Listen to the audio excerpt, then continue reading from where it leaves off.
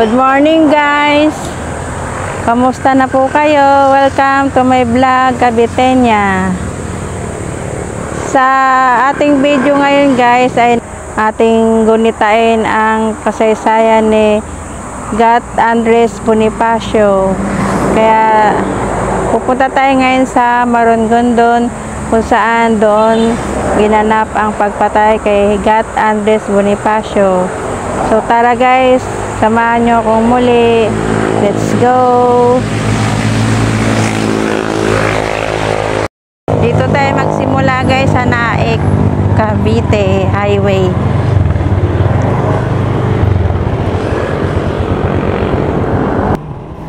Ating gunitain ang kasaysayan ni Gat Bonifacio Shrine na may malaking ambag sa ating bansa na hindi matatawaran ang nagawa ng ating ama ng revolusyon. Tinawag siya na dakilang maralita si Gat Andres Bonifacio dahil sa kanyang pamumuhay na pangkaraniwang tao. Maaga nagtrabaho si Bonifacio para suportahan ang kanyang pamilya. Pinasok niya ang trabaho gaya ng bodegero, clerk, mensahero, pagtitinda ng baston, pamaypay at sombrero. Ginawa rin siyang taga-poster dahil sa ganda ng sulat kamay niya. Nagtatanghal din siya sa entablado tulad ng moro-moro. Siya ay mahilig magbasa at dahil niyan natuto siya umintindi ng salitang Ingles, Espanyol. Dahil sa kanyang katalinuhan, siya ay naging isang revolusyonaryo. Siya rin ang nagtatag ng KKK, kataas-taasang kagalang-galangan ng katipunan ng mga anak ng bayan, or ang katipunan noong July 7, 1892. Ayan na yung arko. Welcome Marongondon. Tapos yan. Liliko tayo guys sa may street ng Rio de Dios.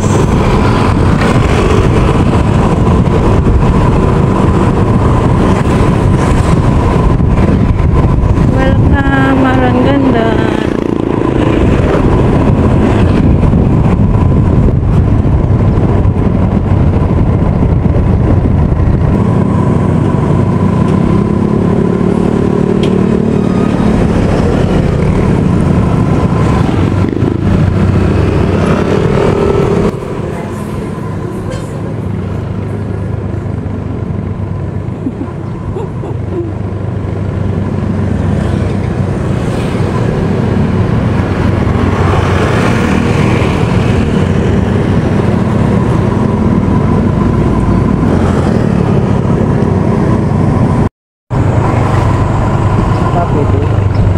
Saan ba?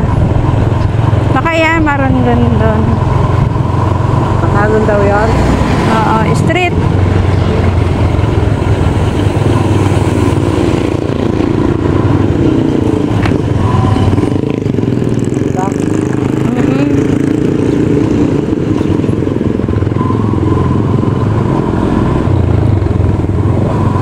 Ayun ang nakalagay rin. Ay, Rehina pala.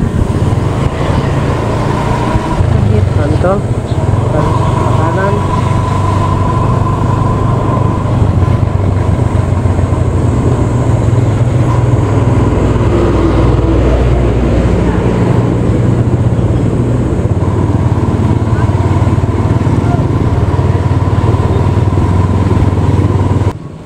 No left turn, one way. Ayun nga, one way nga.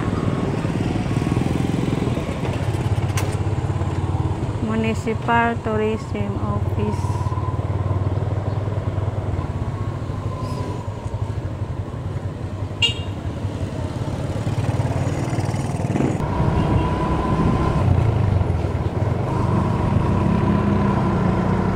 Ano yan?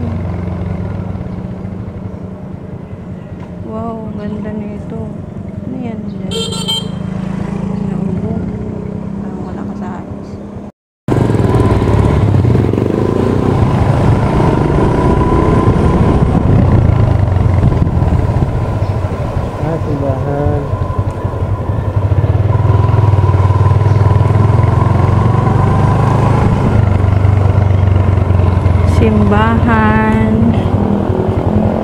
Layo.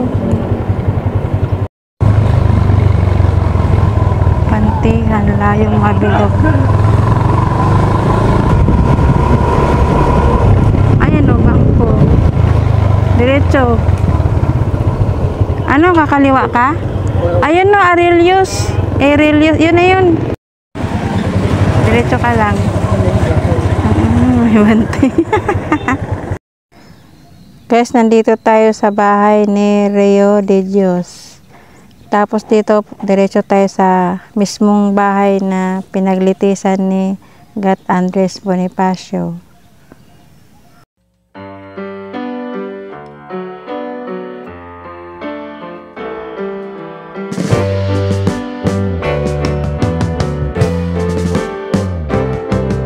Sitting in the basement apart. Ito na mga bahay dito, guys. Ano pa, ganito yung bahay namin sa probinsya. Ayun, Kastila. Sa Limanggo. Kaso na, yung may kanto doon. Kaya pasok tayo doon.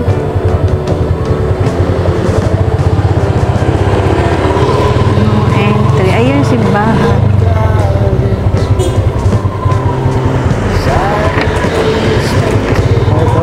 Ayan na siguro. May maraming bandila.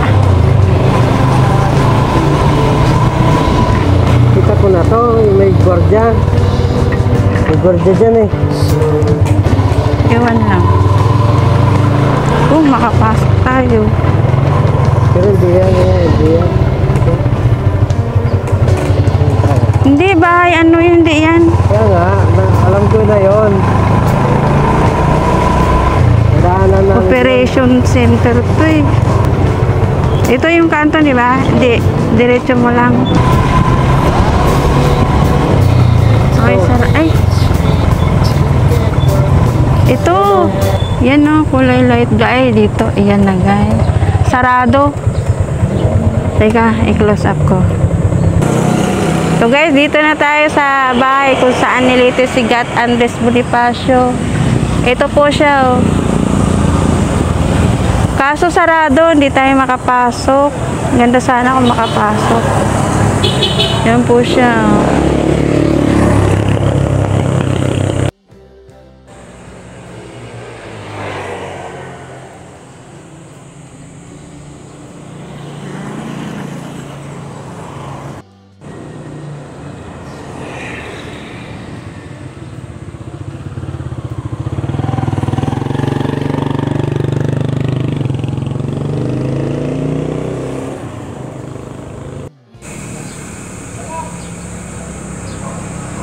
Bahay na pinaglitisan kay Andres Bonifacio. Ang bahay na ito ay pinatayo noong 1889 ni Rodrigo Reyes. Dito nilitis si Andres Bonifacio ang tagapagtatag ng katipunan. At ang kanyang kapatid na si Procopio noong Mayo 1897 ng hukumang militar na pinamumunuan ni General Mariano Noriel. Siya ay binaril noong May 10, 1897 sa Bundok Buntis. Ipinahayag ng pambansang suriang pangkasaysayan bilang isang pangbansang palatandang makasaysayan noong ika-4 ng Hunyo 1997. Sa bisa ng kautusan ni Pangulo bilang 260 Agosto 1, 1973 na sinusugan ng mga kautusan ng Pangulo bilang 375 Enero 40, 1974 at bilang 1505 Hunyo 11, 1978.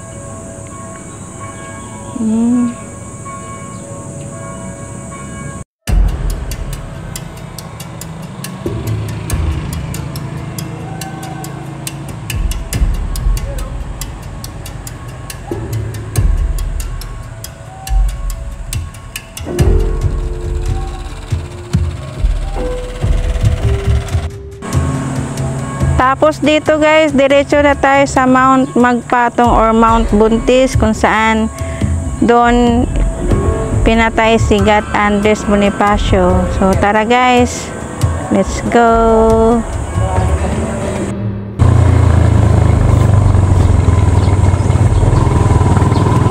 Hindi lang pala, dito tayo nakatumano.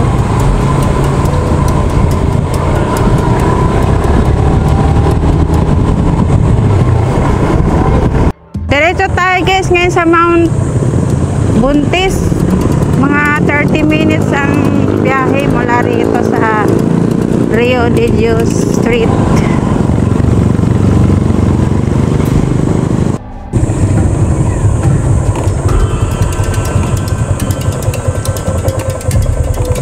Di ba dyan?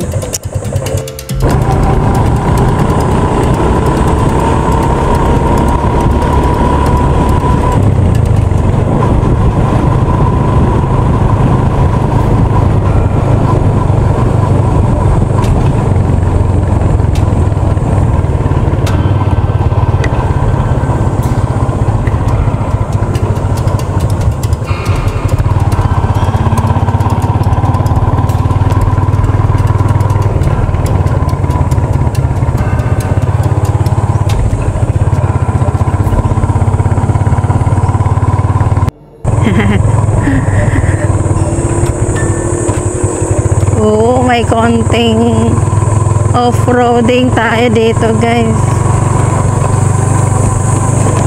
Okay.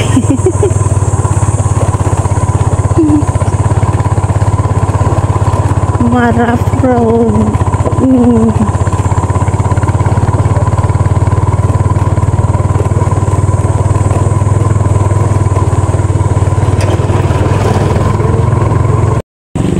Agrotourism di Castro.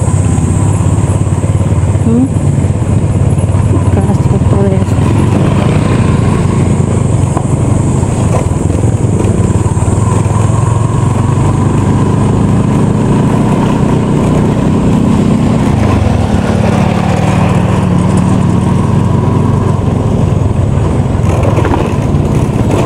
Dito ba kaya?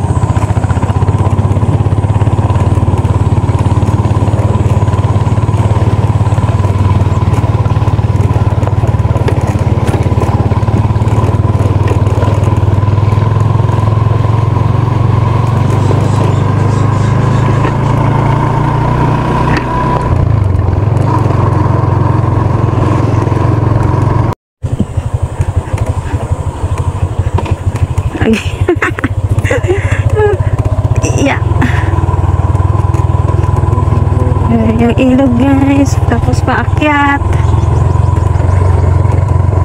Magalaw ang ating camera.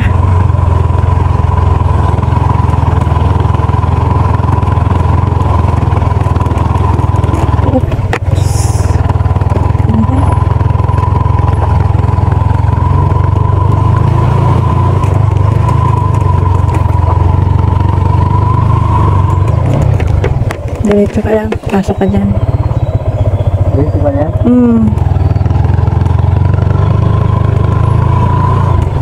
Ay, saglit. Dito yata tayo mag-registered. Oh. Hindi yata walang tao eh. Sige, diretso ka na. Ito nga.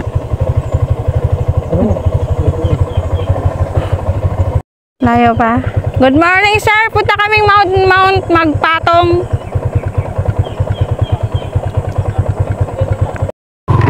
Oh, ang ganda ng mga view rito. Oh, green na green ang puno. Oh. Sariwa yung mga dahon. Ay, madilim.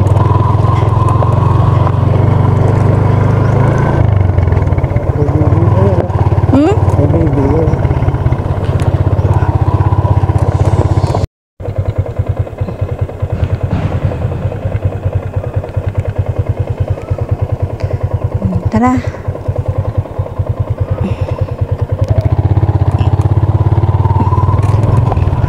Malapit na tayo. May bantay din pala, no? Hindi siya nawawalan ng bantay, kaya safe din dito. Ang sarap ng hangin, ang lamig.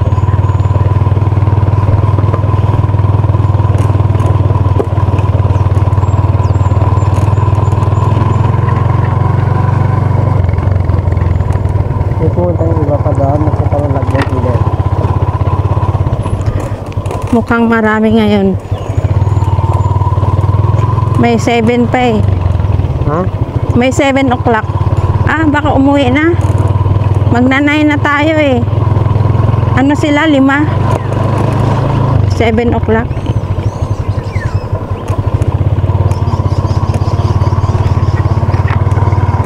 Mali pala yung unang daan mo kanina.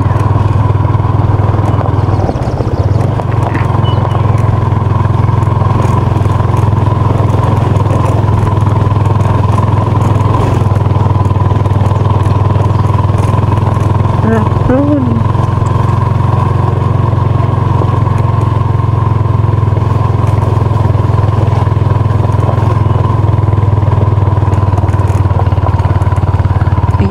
Gate. Ibig sabihin dati sinasara pala to. Ngayon hindi na. Oh, ganda ng mga view. Mga puno. Oh. Ganda Dito tingnan. yung lagayan ng yung orchids. Mga ganyang puno.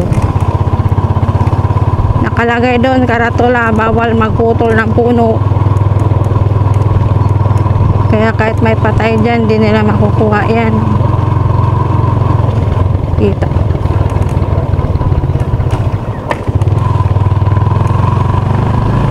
Yun, sementado na.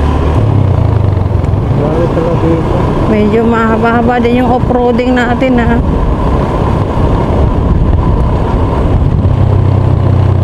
Dito sementado, ba pagdating doon hindi. Ba't ganun? Puro bakod doon. Nilagyan na naman kanya-kanyang bakod. Dami. Hmm? Oh. Kalabaw? Oo! Takbuhan.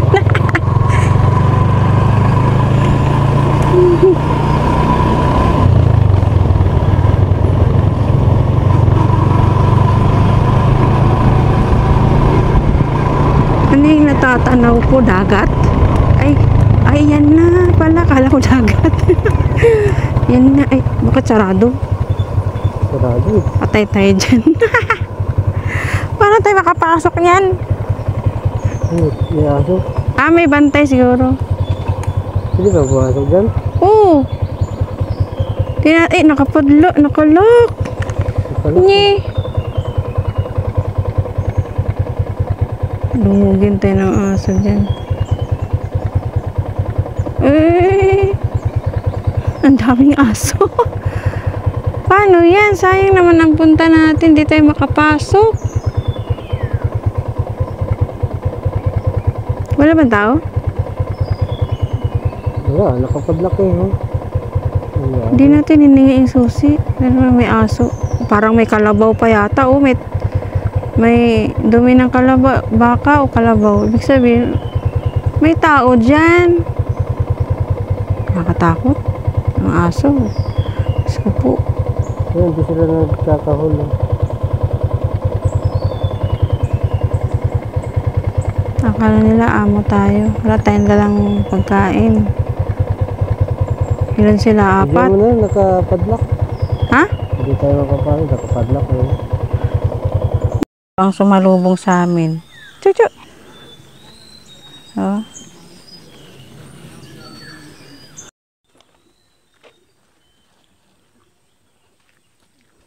Kasi masalubong sila. Guys, dito na tayo sa Bonifacio Shrine. Pasok na tayo sa loob.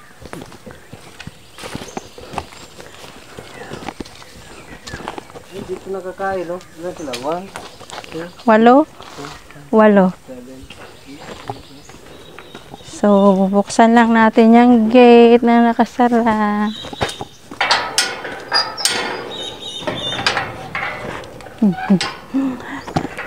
Pasok tayo sa bahay. Tayo ang may-ari ngayon. Wow, ang ganda din sa loob.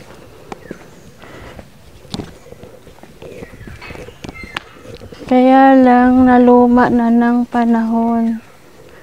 Sinisimula na ng pinturahan panibago, oh. Yun, oh. Pinapaganda na ulit. Yan ang maganda. Pagandahin uli. Tara. Dito tayo. Daming mga upuan, guys, oh.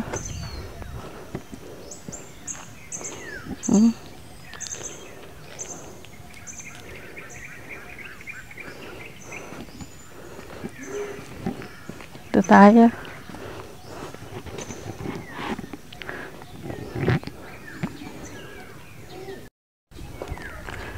Ayun yung mga view, guys. Ang ganda.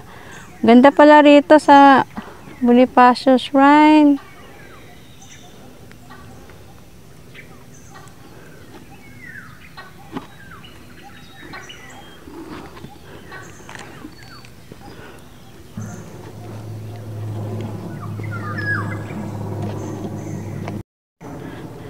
Guys, ayun sila, oh, ganda ng puno. Daming mauupuan dito. No, pininturahan ata to bago, no? Kaya lang medyo parang napabayaan na ng konti.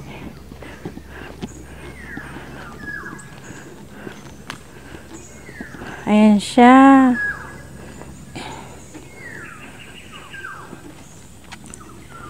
Bundok ng Nagpatong, Marungondon, Cavite. Noong Mayo 10, 1897 sa puok na itong tinatawag na Nagpatong, malapit sa Bundok Buntis, Marungondon, ang Supremo Andres Bonifacio at ang kanyang kapatid na si Procopio ay binaril alinsunod sa pasya ng hukumang militar ng pamalaang mapanghimagsik.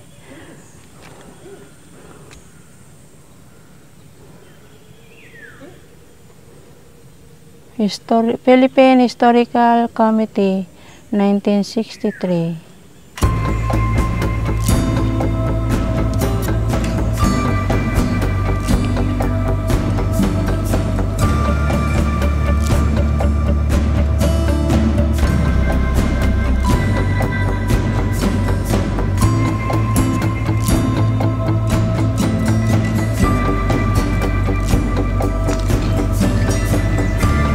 Dito, guys, ang sinasabing dito daw nilibing si Gat Andres Bonifacio, pero walang nakapagsabi kung dito nga talaga. Walang nakita. So, ikot tayo sa kabila.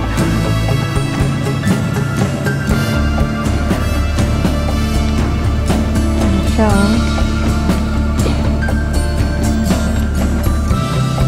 Ayan yung revolta niya, yung ginapos siya. Kawawa naman.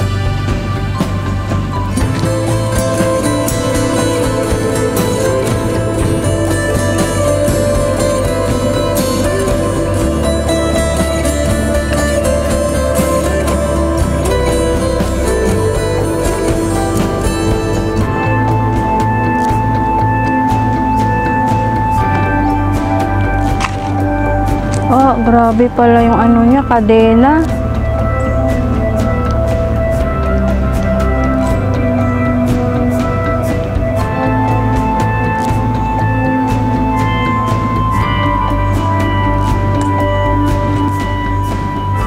Parang nai-imagine ko yung mga nangyayari noon, ah.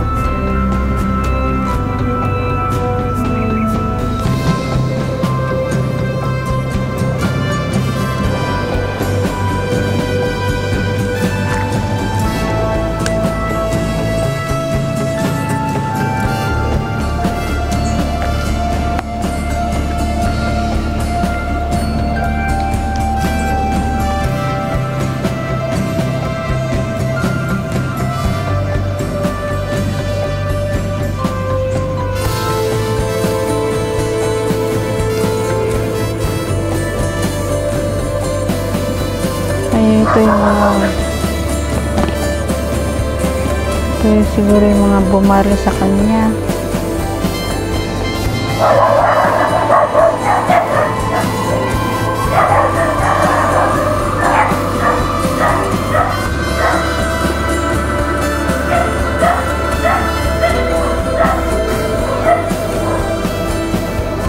Ito siguro yung asawa niya, ni Gat Andres Bonifacio. Kawawa naman.